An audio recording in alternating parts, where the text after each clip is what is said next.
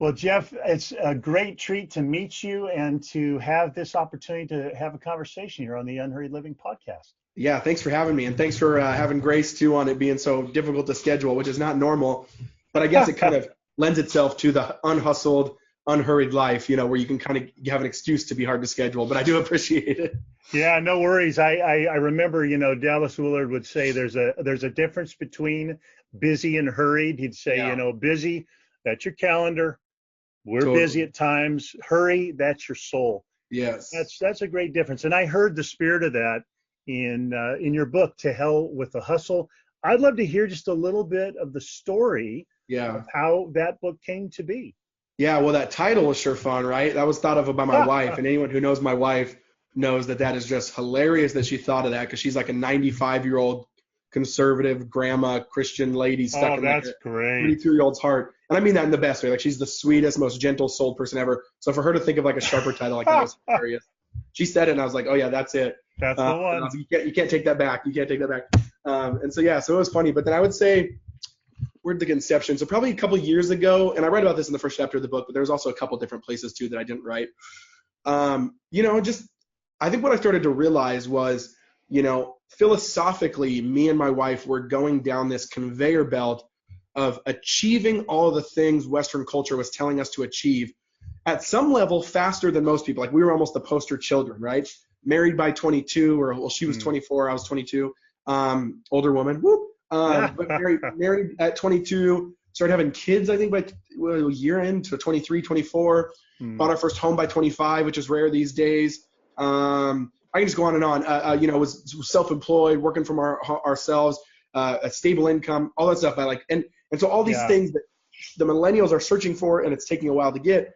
We had all of them by like 25, and I was still disenchanted, hustled, hurried. It was corrosive on my soul.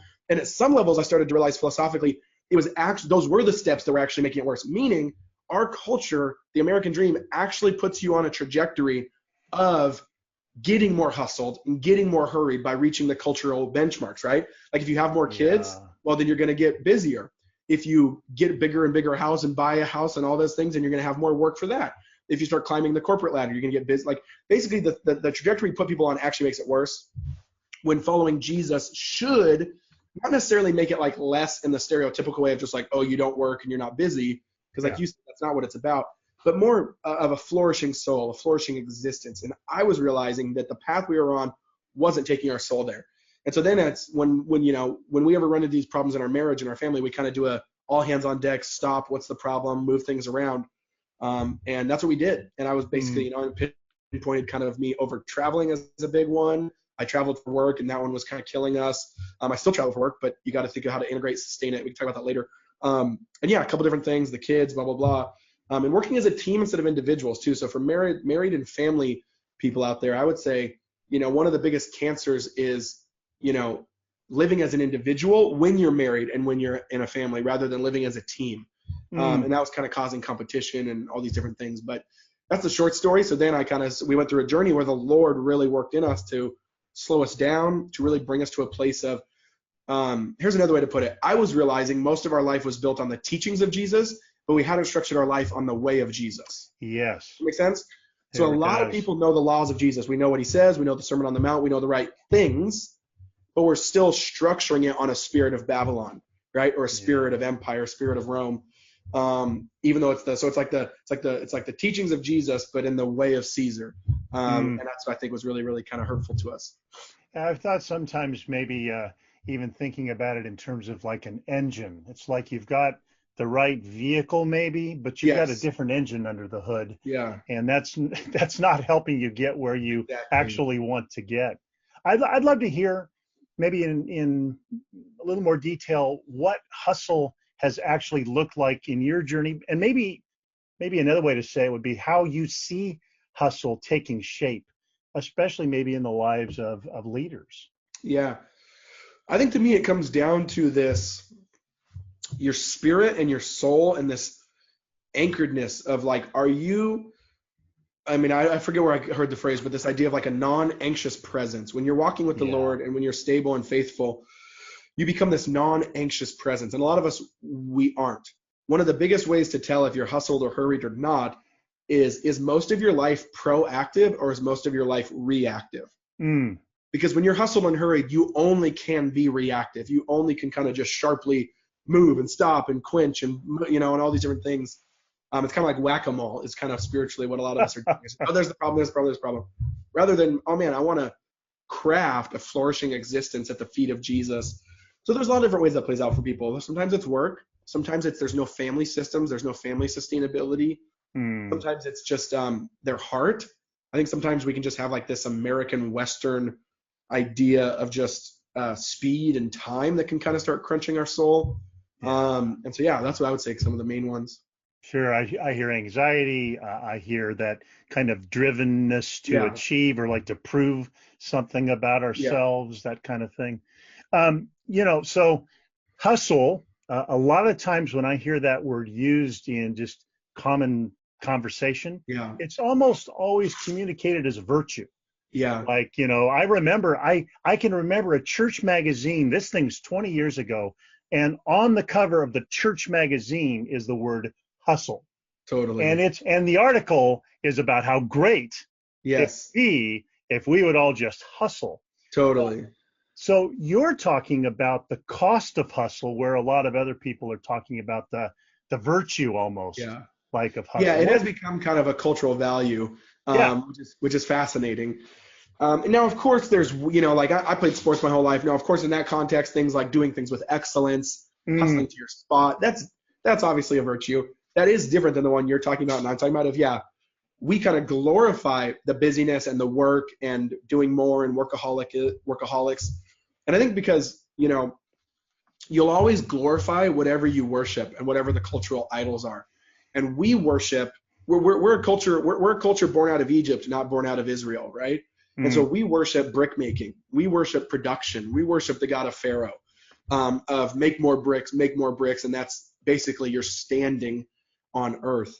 And sometimes that's not just work, make more bricks. Sometimes, again, that's family, that's school, that's friends. We just like be more productive. And so I think that's not a virtue, but it's telling that we've made it a virtue because I think it reveals our gods, it reveals our affections, it reveals our idols. So we have to be sensitive to that. What does our culture worship? How do we make sure as a church we're not absorbing that? That's always been a problem both with Israel and then in the first century church of being careful to not absorb cultural values and affections while still being contextual and missional. And that's always been a tension that's really tough. And so, I would say that's one that I think is really big, but really it's kind of starting to show itself as not helpful. And that's what I love. There was even an article in the Atlantic last year by Derek Thompson, one of my favorite writers. I actually quoted him in the book called I think it was called The Religion of Workism. And he just went into this really detailed, almost thesis, dissertation-like expose on our view of work and how it's really weird how we view work now compared to all of human history. And he has this really basic quote where he says, for all of human history, work has basically been about making stuff, meaning like just work is you just be faithful and you make something and you do something. He's like, but where work used to be about making stuff, now work is about making us. And I just thought that was so fascinating that we actually see it as formation for our own souls. And that's really damaging. Yeah. Well, so a couple things, one, I'm remembering there's a line, John Wooden, who was a famous UCLA basketball coach, right? His little line was, be quick, but don't hurry. Yeah, exactly. Right. So it's a way of saying there is a kind of quickness that's appropriate. There's a need, there's an opportunity. Don't waste time. Yeah. Engage. Yep. But do it in a way that doesn't distract you. Do it in a way that you remain awake to what's going on. So I hear you making, that distinction. And I liked one of the lines you wrote. I talk about Jesus I talk about the Gospels in that because he shows that perfectly, right? Where he's not just chilling all the time. Like Jesus has a very full schedule in his ministry and he has a lot to accomplish, right? Be like the Messiah of the world. And yet he's still, like you just said, use the phrase, he's very open and aware of his surroundings. And that's really the difference, right? Yeah. When you're hustled and hurried, your head's down. When you're a non-anxious presence, your head's up. And you're paying attention to people, to souls, to God.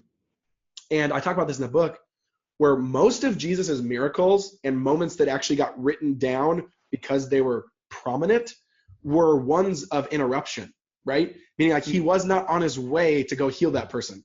He was on his way to Jerusalem. Someone interrupted him because he had the time, space, and awareness to stop. He had just enough space. He wasn't so full of a schedule he could actually stop.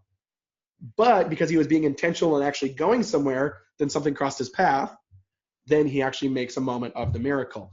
And so I kind of say you have to have both. Like, go to Jerusalem, be walking towards a vision, but be also have your eyes open, be aware of something that's going to kind of impede and come alongside. Yeah. One of my mentors, he died a few years ago, but one of his lines I've really taken to heart. He said, plan well and then hold your plans loosely. Yes. And that's so, exactly that. That's really good. I'd love to hear you talk a little more, because I've come to the conviction that, in my book, An Unhurried Life, very much like in yours, I think the greatest opportunity for us to learn how to live this unhurried way as fruitfully as we can is to follow Jesus. It's your comment about the way of Jesus. Just talk a little bit about how the way of Jesus is very different from sort of the hurried, common, present day hurried culture. Well, one thing I think of that I see in Gospels that I don't think we let shock us enough, but should, is how ordinary Jesus's life was for who he was and what he was supposed to be doing. Like, I know it's kind of blasphemous, but if we were to pretend we were God, and that was our mission, right? Like to go save the world, die on the cross, defeat, the powers of evil. I don't think we would have wasted as much time eating with people, stopping at the side of the road, teaching the same thing 10 times over because Peter kept forgetting it, rather than just firing him or something.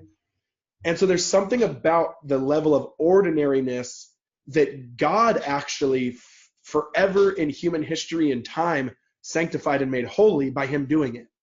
Meaning, like, he didn't just do it as like a superfluous, and you maybe can have meals with people.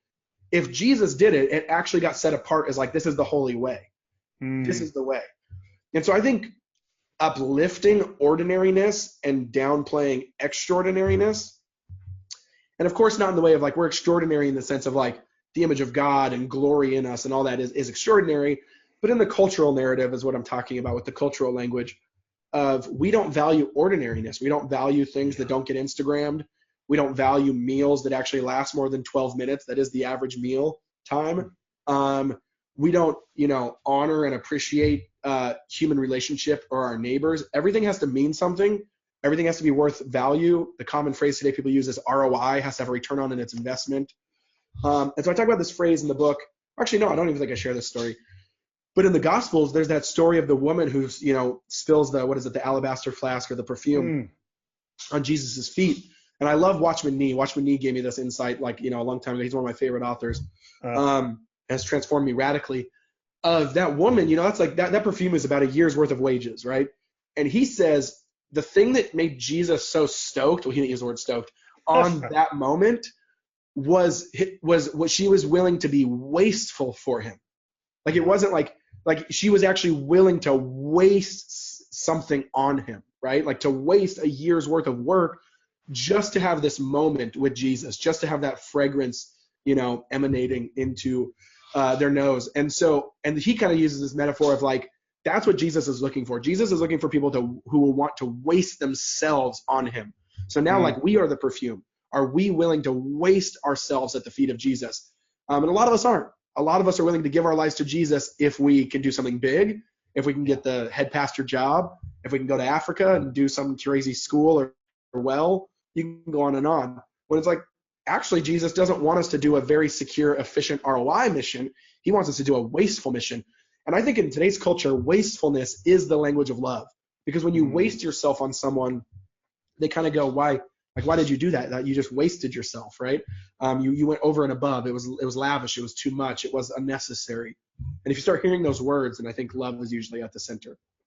Yeah, I like that very much. I think your comments about ordinariness. Yeah. We have an instinct that will only matter if what we do is spectacular and impressive and headline making. Yeah, and that's driving a lot of millennials crazy because you can't actually produce that. So we wish that, but you can't actually do that, right? So every single millennial is just like squandering their life and just under this burden of pressure and anxiety and depression because they feel like their life has no meaning because they're not doing things that are just crazy, extraordinary every day.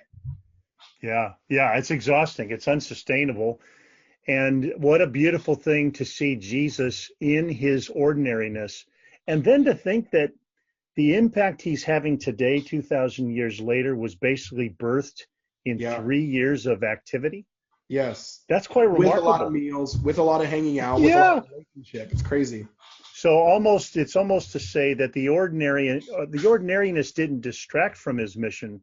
It was his mission. Totally. And that was the earthiness in Yeah. which this mission was planted and has continued to grow. Exactly. Totally. I was reading along. One of the things I enjoyed reading, you said, we have invented new ways to reduce the barriers of time, speed, and power. And in so doing, we also have simultaneously disconnected ourselves from our humanity, from family, from sleep, from our neighborhoods, from community, from craft, from time, from rest, and from whom we are. That's a very powerful statement. I wrote that. Isn't that good? I love when I hear stuff I wrote and it's like, oh, that didn't turn out so bad. Right? Yeah, it's usually, and it's not even being prideful. A lot of people don't know the process. That's usually thanks to editors and a whole publishing team where you're like, I'm with you. Oh, I wrote that. Well, I didn't really write that, or I kind of wrote that, but they made it sound better. Yes. Like, yeah, that sounds good. But I'd love to hear you say more about that. Yeah, totally. I think, and I have a whole chapter on the book on this that I don't think we reconcile with, and I actually just started crafting a keynote talk I've been giving lately at marriage and family conferences on like the Industrial Revolution radically shaped and changed everything, including our spirituality. I mean, that's why they call it a revolution, because it means it changes everything. And the Industrial Revolution has had adverse impact on a lot of things that simultaneously has also had a good, like it's had some benefits, but it's also crushed some certain things with family, with marriage, with schooling, education, then you can go on and on. And I think what it did is it gave us a new set of cultural gods and values. So the Industrial Revolution centered the values of efficiency, profit, and speed, right? First with things, with products. That's what the whole premise was. But it's fascinating that because the economics were so strong there, that then that efficiency, that profit, and that quickness began to bleed outside of products and now into everything. Meaning like our spirituality has been industrialized. Our schools have been industrialized. Our marriages have been industrialized. And like even the keynote talk I've been given, it's called 5 Ways to De-Industrialize Your Family and Your Marriage. And I go through these kind of this juxtaposition of this is a way we've shaped our marriages in the image of the Industrial Revolution, and here's a better way to think about it. And I kind of use this analogy of like factories versus farms, right? Yes. Before Industrial Revolution, 90% of America had their own farm, right? And now it's like 1% of America does. And I'm not saying we need to go back to that, but metaphorically, it's a really good metaphor of factories are all about consumption, right? Henry Ford was actually kind of marked with the beginning of the consumer economy, and he actually raised the minimum wage to $5 for his workers, which was an enormous, high, lofty minimum wage. But it was even said that he did that so that then his workers could actually afford his car. So it's basically like he raised the minimum wage so that his employees could actually consume the very thing they were making. So he created this whole economy of consumption. But farms are the exact opposite. Farms are about contribution, right? Yeah. Farms are about feeding people. And so that's what I just like to ask people is like, I go down that whole list, but I think it is pertinent even on the hustle and the hurry. Are you going about your life trying to consume things, or are you going about your life trying to contribute to things, right? Are you eating a bunch of stuff, including yourself and people, meaning like you actually are consuming and other people that dehumanizes them, or are you feeding other people? Is your life meant to be a blessing that's poured out to other people? That's a really, really big difference, you know? Absolutely. Yeah, there's an immense difference between an industrial vision or a technological vision of human life and human relationships and human work, and a far more organic, or relational vision. Well, it gets back to that wastefulness thing. If a factory's wasteful, the factory shuts down. Yeah. If a human's wasteful, that's holy. You know what I mean? Like, and I mean, I'm a big Wendell Berry fan, and he has this hilarious, it's not hilarious, it's hilarious to me. I don't think he's meant to be hilarious, but he has this essay on like actual human excrement and waste, and how he talks about this, how the Industrial Revolution, before then, there was like a circle of life where all of our waste was poured back into our system to then give life into replenishing things. But the Industrial Revolution broke the cycle at the human, meaning the human now, all his waste no longer fed any other life. Waste is meant to feed life. And I think it's hilarious because it's fascinating to think about. He's like, going that much into the weeds on like that type of topic. But it's true. Like, it's true. It's fascinating to think about of like, we've stopped the cycle, which then means life now has disappeared. Life can kind of continue. And it's just interesting. Yeah, well, it is.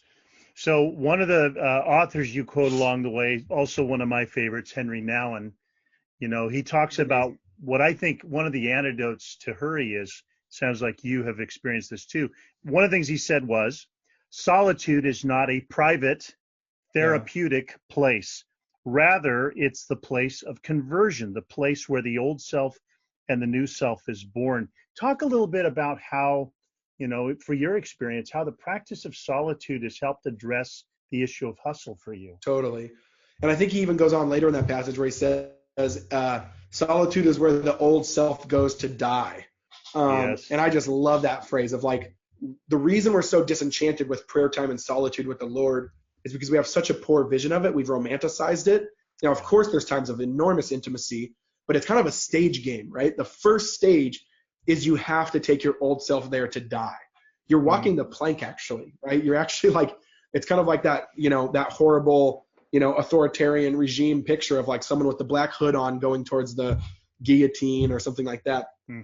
But that's really what, like, it's not good. It's terrifying. It's painful. It hurts, because silence and solitude is the space where your self gets loud and noisy that you can drown out with hustle and hurry. And that's something we never deal with. Hustle and hurry can drown out everything that's going on in your soul. It's almost like a medication, right? It's a numbing agent. It's a narcotic. And so I think, understanding that that's the first stage, but it's almost like a hump, though, that if you can sit there, and here's the beautiful part, you're not just sitting there by yourself. God meets you there. So like, you have to be fully honest and vulnerable and transparent and get to that place, but you're not left out in the cold. God meets you there and says, that person is actually the person I died for, not the person who puts on a mask and tries harder and is better, but the person that you're terrified of and ashamed of is actually the person I saw when I went to the cross, and they're beloved, they're known, they're seen. And that's the good news. And when you have that moment, then that becomes really sacred, and then allows you to build that practice of solitude and silence, because it is a practice. It isn't romanticized in the sense of like you feel like it or want to. You have to carve out time. You have to put away your phone. You have to spend time in it. You have to try to learn how to think and meditate and open up the scriptures. And I think that takes a lifetime. And that's what it kind of means to follow Jesus, because it takes a lifetime to do that. Yeah, one of Nouwen's labels for solitude, he calls it the furnace of transformation. Oh, I like that. So true. And, so my experience, and it sounds like yours too, is in solitude, one thing that happens is my false self starts to get squirmy. Yeah. Because it doesn't actually have any existence. Exactly. And hustle is one way of avoiding waking up to it. Thomas Merton said, we wrap experiences around our false self like bandages to try and somehow come up with an existence. Yep. But solitude exposes that. And then solitude opens us to the voice of the one who gave us our identity. Yeah. The voice of the one who calls us. Well, it's kind of like one of my favorite books is Great Divorce by C.S. Lewis. Oh. And it's like that premise of, the people from hell they're terrified of heaven. So it's not actually a place of like, oh, let me in. It's actually, it's so real. It's so dense that even the blades of grass are more real than them and actually cut their feet. And I think that's the same thing, that our false self, our ghostly self, is terrified of that real place. But when you go there, like you said, you hear the voice of the one who knows us and created us. And it's this cadence and this ritual that becomes really, really powerful. And that's exactly how you become that non-anxious presence, by sitting there and practicing that. Yeah, exactly. I mean, so much of our anxiety is rooted in insecurity. It's rooted in a sense of, I am only somebody if I'm doing things. I'm only somebody if I'm possessing more things. I'm only somebody if everybody's saying good stuff about me. Yep. But that's a treadmill, right? I mean, how much of that's enough? Yeah, exactly. I think there was a quote. No, exactly. I think there was a quote I heard a long time ago too, where it said like, if you live for people's praise, you'll die by their rejection. And it's true, right? Like it's a double-edged sword that you have to, we are anchored by voices. We are people who get identities from voices. The question is, are you getting your identity from the most primal voice, the voice that was there before everything else? God. And if you're not, then it's not going to be a voice of love or a voice of belovedness. And that's the problem. Absolutely.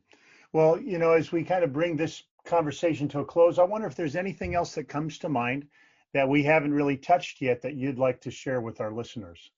Nothing specific that I can think of. I mean, the only other thing is the second half of the book does get into a lot of practicals of, okay, how do we lean into Sabbath? How do we lean into, empathy and silence some more with some tips? And I would say the one thing, if people want to know where to start, I would say starting with the Sabbath is really a strong starting point. It's very practical. It's very boots on the ground. Yes. Can I press the off button in my life once a week? And if I can learn to do that, notice I said learn, because you're not just going to do it and it feel amazing or magical. It actually is a practice that we're 7 years into, still learning, still hard, still difficult.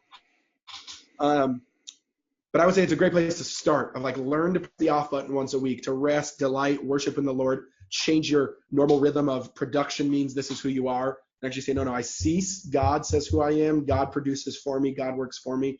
And living in that is a great starting point, I would say. No, that's really, really helpful. I appreciate that wisdom. Well, if people want to find out more about your book or about your work, how can they do that? Our website is jeffanenlisted.com. So that's kind of a hub where you can find everything else.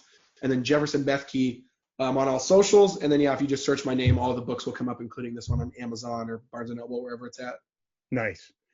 Well, Jeff, what a treat to have this conversation. Just appreciate your heart and what God's given you in this book, To Hell with the Hustle. Hey, thanks so much for having me. It was a blast. All right. As I mentioned to you, we've got a circle of people we call them our unhurried community. Yeah. These are leaders wanting to live in the unhurried way of Jesus. And so we're always seeking to provide them resources and insights and such.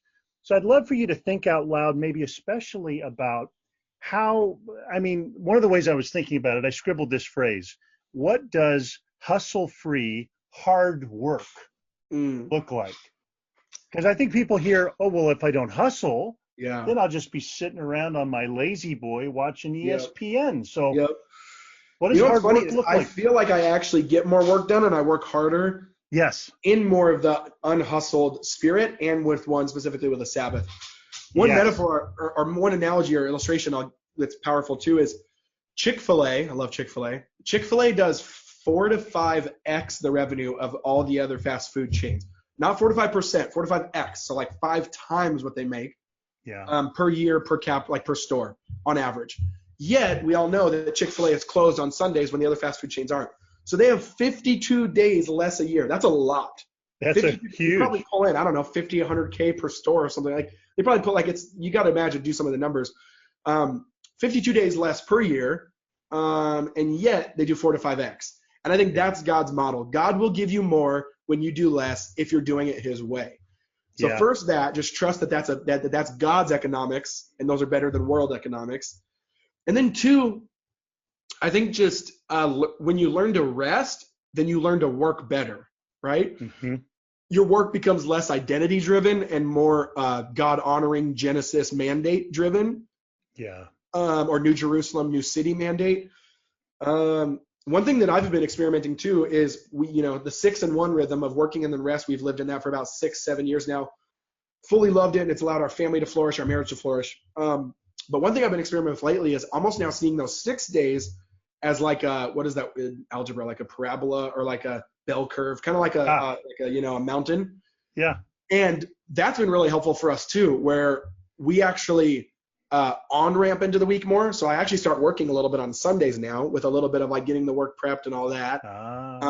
Monday then is kind of, I'm starting to go rather than go crazy. And then Tuesday and Wednesday are probably my peak work days, meaning I work a lot. I communicate that to the family and the kids and the team and all that stuff. But then I also start coming down off it on Thursday or Friday. And that's a really big point, because what used to happen is I would just work Monday through Friday. Monday through Friday, and then Friday night we'd do our Sabbath, and I would still be buzzing. You know what I mean? And I realized when I down ramp Thursday and Friday, then I'm actually prepping the spirit of Sabbath better and entering into that better. And so, yeah, so that might be a practical tip for some people of like, what would it look like to kind of have that? And I mean, I still work every day, so it's not like saying like don't work, but kind of that, when you're like doing that more like, pedal to the metal type work. And I try to save that for the middle and stuff like that. And so I just think that's a strategic thing that's helped.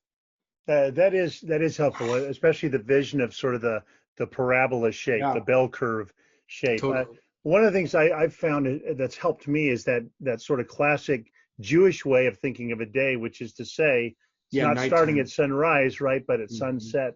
And every once in a while, that helps me think about the daily rhythm, Yeah, of actually my day's starting with rest, and then my yeah. work is an expression of Yeah, when you rest. wake up, you're actually Right. just finishing the day. You're like, oh, the day's already halfway done. I just need to finish it.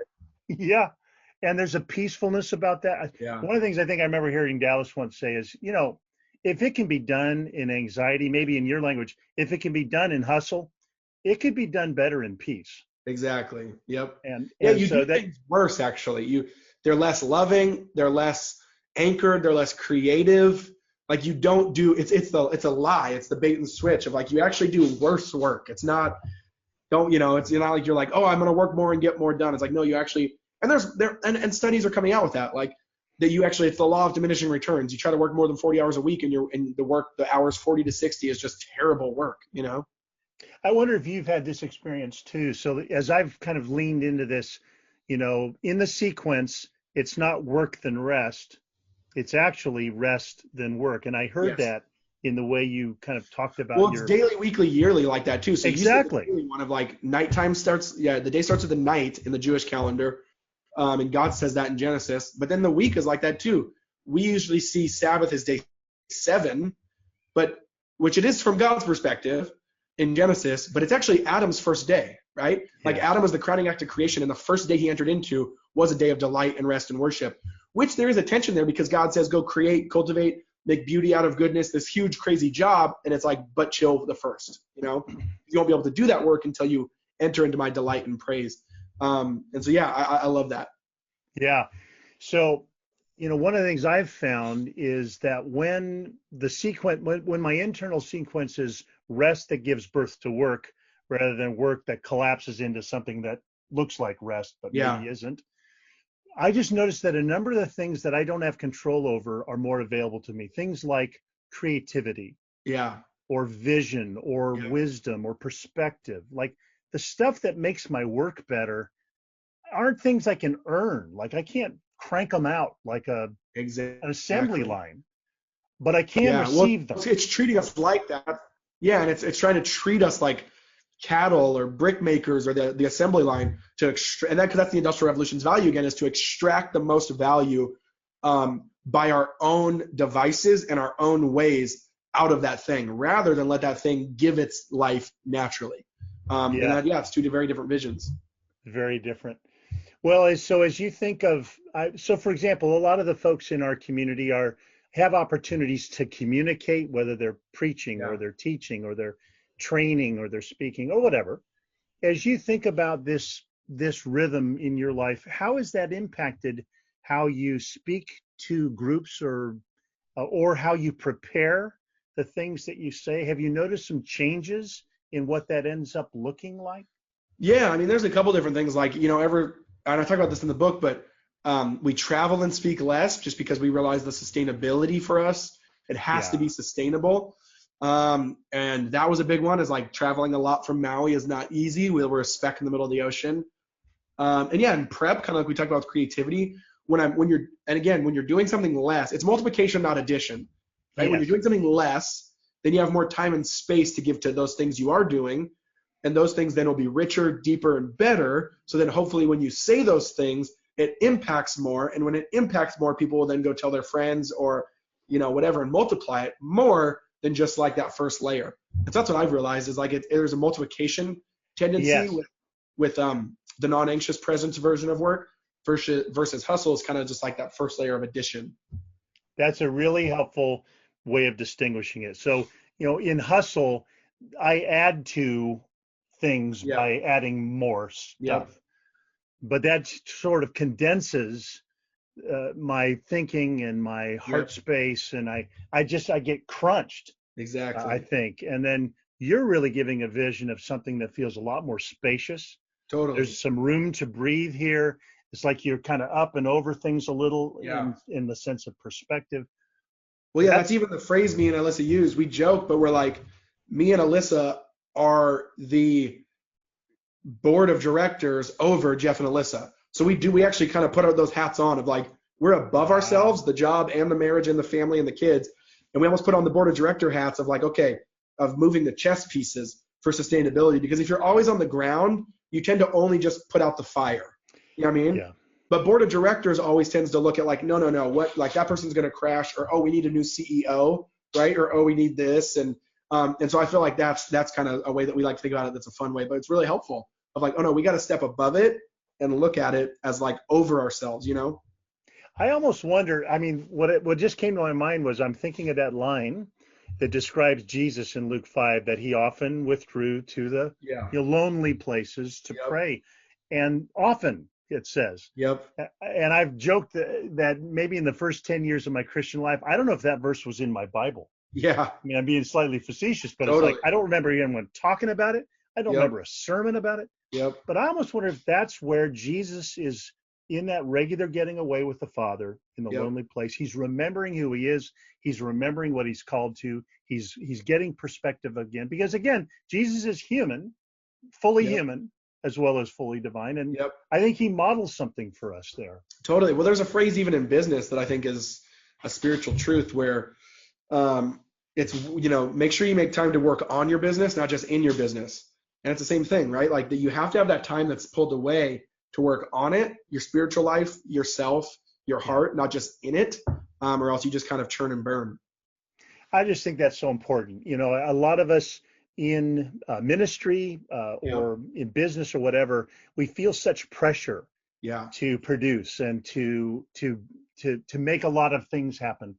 Yep. And what you're describing in your book and what's happening here in this conversation, I hope, is giving our listeners a vision for walking with Jesus could be the very most fruitful way to do what you do, whatever it is that you're called to do.